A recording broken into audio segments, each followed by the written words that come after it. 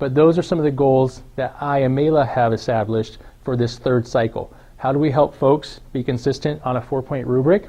How do we help folks create post-assessments where kids can demonstrate their knowledge in an efficient way that's still meaningful? All right?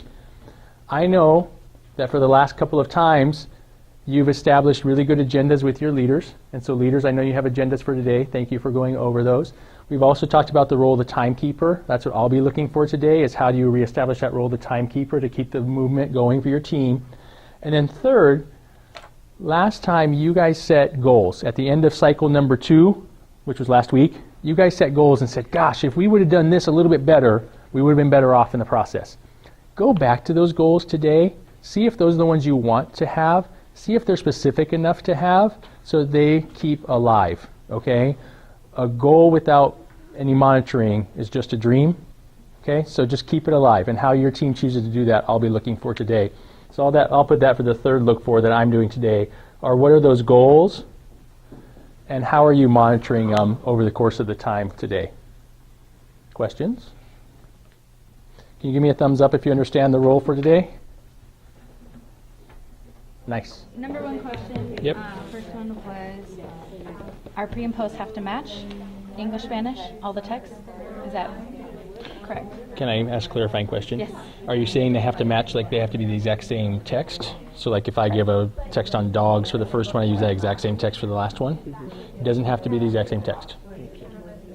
For English, Spanish? No. Nobody Okay. told me that I was. Okay. Somebody said, "Have you been invited?" So I thought, well, I haven't been invited. So let's do this, and then we'll talk about that. All right? Okay. So yeah, so let's do this. Okay. Sounds good. Now, is that specific enough? Because like the standard, it's that they're comparing and contrasting the experiences of characters.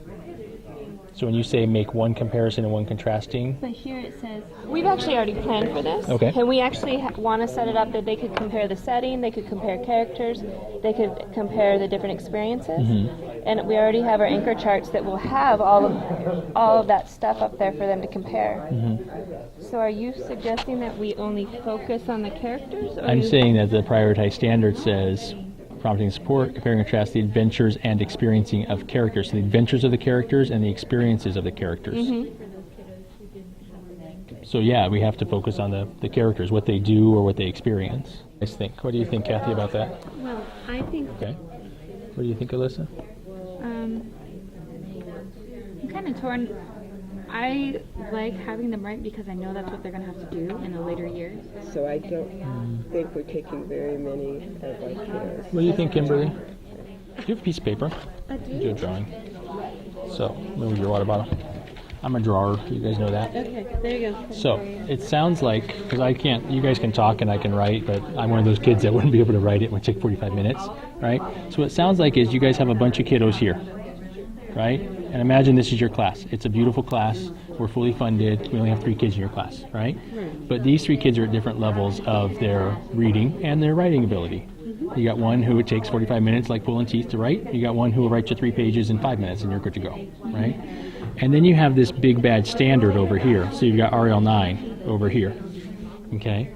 What I hear you guys talking about, what I heard you say, Kathy, was do we make it so that this kid has a version of RL9 that's kind of at their level, taking into account their specific needs, but that might be different than their version of RL9 and their expectation of RL9 at their level and their needs. Is that correct? Okay. And so what I would say around that is no. And here's why. This is the standard. All of these kids have got to access that standard. That's what we're looking at for proficient. So how we Nice. Okay. So that's amazing. Have you thought about...